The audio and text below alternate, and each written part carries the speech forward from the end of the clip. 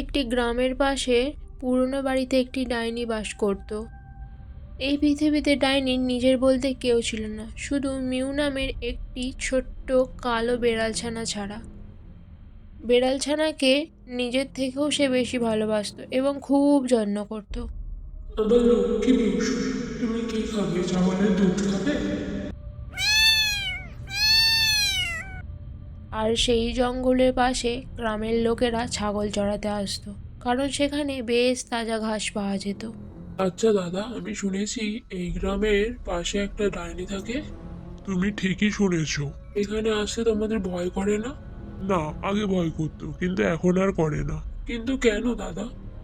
এখানে ছাগল ছাড়ার অনুমতি ওই ডাইনি আমাদেরকে দিয়েছে, কিন্তু তার বদলে আমাদের এক বাটি করে দুধ দিতে হয় প্রতিদিন ওর বিড়াল ছাড়ার জন্য। সে কি দাদা, প্রতিদিন এক বাটি দুধ? আমাদের মধ্যে প্রতিদিন একজন করে দুধ দেয়, তাই কোনো সমস্যা হয় না। তার মানে এখানে ছাগল চড়াতে গেলে আমাকেও দিতে হবে? হ্যাঁ, দিতে হবে। যাই হোক, আজকে দুধটা দিয়ে আসি, কালকে তোমার পালা। রিজু নামের লোকটা আর কিছু বলল না, চুপ করে গেল, কিন্তু মনে মনে কিছু একটা ভাবছিল। আর সেই লোকটা এক বাটির দুধ নিয়ে ডাইনির দরজার সামনে রেখে দিল। তারপর ছাগল নিয়ে যে যার বাড়ি চলে গেল।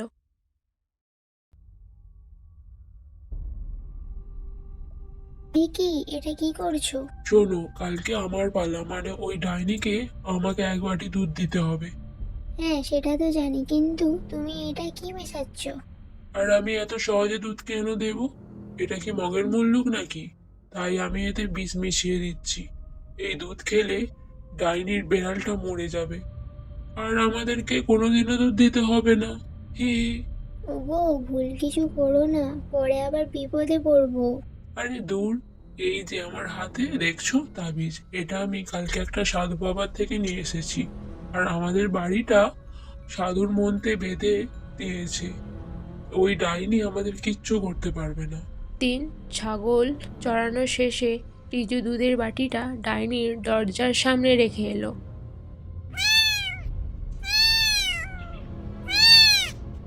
বেশ লক্ষ্মী, শোনো, একটু দাঁড়াও, আমি দুধটা এক্ষুনি নিয়ে এসেছি।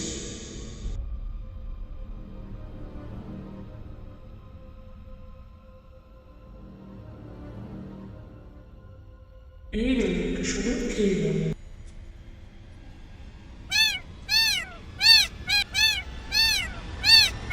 এ কি হলো? এ কি হলো? তুই এমন করছিস কেন? না, আমার সাথে বিশ্বাসঘাতকতা? বেড়ালের দুধে বিষ মিশিয়ে দিলি? এর প্রতিশোধ আমি নেবই।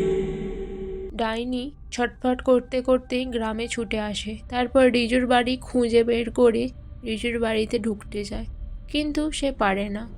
তার মনে হয় সে একটা অদৃশ্য দেয়ালে বাঁধা পাচ্ছে। ডাইনি তখন বুঝতে পারি যে এই বাড়িটা বন্ধন করা আছে। আরও রেগে যায়, তারপর দাঁত কিরবির করতে করতে সে বলে, এর প্রতিশোধ আমি নেবই নেব। ডাইনি সেই গ্রামেরই একটা লোকের বাড়ি থেকে ছাগল চুরি করে নেয়। পরের দিন সকালে ছাগলের মালিক তার একটা ছাগল দেখতে না পেয়ে এদিক ওদিক খুঁজতে থাকে। তারপর সে রিজুর বাড়ির সামনে এসে পৌঁছায়। সে দেখতে পায় যে রিজুর বাড়ির সামনে ছাগলের কিছু হাড়গোড় পড়ে আছে। তারপর সে চিৎকার করে রাজুকে ডাকে। এই চোর, তুই আমার ছাগল চুরি করেছিস, তোকে আমি ছাড়বো না। আরে দাদা, আমি তোমার ছাগল চুরি করব কেন? আমি তো কালকে বাড়িতেই ছিলাম। ঝগড়ায় সমাধান না হওয়ায় তারা গ্রামের প্রধানের কাছে গেল। ওই আমার ছাগল চুরি করেছে। আমি ছাগল চুরি করিনি। আমি ওর বাড়ির সামনে আমার ছাগলের হাড় পড়ে থাকতে দেখেছি। না, আমি করিনি। তাহলে কে করেছে? মনে হয় গ্রামের বাইরে ওই ডাইনিটাই করেছে। ডাইনি কখনো কোনোদিন আমাদের কারো ছাগল চুরি করেনি, তাহলে আজকে কেন করবে? রিজু তখন থেমে গেল।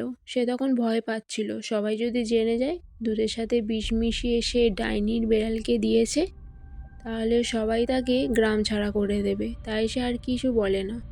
তখন প্রধান বলে, তুমি চুরি করেছো, আর কোনো কথা নয়, জরিমানা হিসেবে তোমার একটা ছাগল ওকে দিয়ে দেবে। সেদিন রাতে ডাইনি আবারও গ্রামে আসে তারপর একজন গ্রামবাসী ছাগল চুরি করে নিয়ে গিয়ে রিজুর বাড়ির সামনে হাড়গোড় ফেলে রাখে। আজও বুঝতে পারে যে এটা ডাইনির কাজ। সেদিনও গ্রামের প্রধান বিচার করে তার একটা ছাগল জরিমানা করে। এইভাবে প্রতিদিন ডাইনি ছাগল চুরি করে আর প্রতিদিন রিজুকে তার জরিমানা দিতে হয়। এইভাবে জরিমানা দিতে দিতে রিজুর কাছে আর একটাও ছাগল থাকে না। একদিন রাতে গ্রামের প্রধানের বাড়ি থেকে একটা ছাগল চুরি গেল। এত রাতে ছাগলের চিৎকার কেন? দেখি তো বাইরে গিয়ে। আমার ছাগল চুরি? দাঁড়া, কাল আমি তোকে গ্রাম ছাড়া করব। পরের দিন সকালে গ্রামের সকল মানুষ রিজুর বাড়ির সামনে আসে। সবাই বলাবলি করতে থাকে। ওকে এই গ্রাম থেকে বের করে দেওয়া হোক। ওকে পুলিশে দিতে হবে, এইভাবে ছাড়া যাবে না।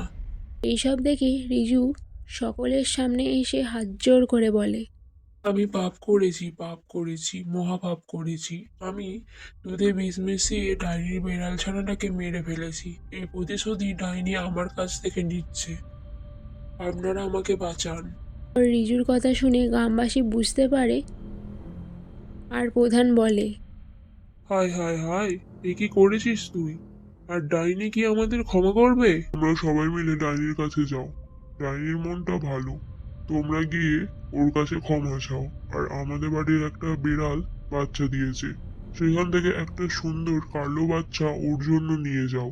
ওর একটা কালো বাচ্চা ও দুধ সঙ্গে নিয়ে এবং লোকটিকে ধরে ডাইনির বাড়ি যায় এবং ক্ষমা চেয়ে বলে, আমাদের ভুল হয়ে গেছে, আমাদের ক্ষমা করে দাও ডাইনি মা। এই তো আমার লক্ষ্মী সোনা, দাও ওকে আমার কাছে দাও। এই লোকটা বিষ মিশিয়ে তোমার বিড়ালকে হত্যা করেছে। আমরা আজই ওকে গ্রাম ছাড়া করব। আমার ভুল হয়ে গেছে, আমি অনুতপ্ত, আমাকে ক্ষমা করে দিন। আর ওকে বার করে দিতে হবে না, ওর সাজাও পেয়ে গেছে। আর অনুতপ্ত হলে সব পাপ কেটে যায়, তাই ওকে আমি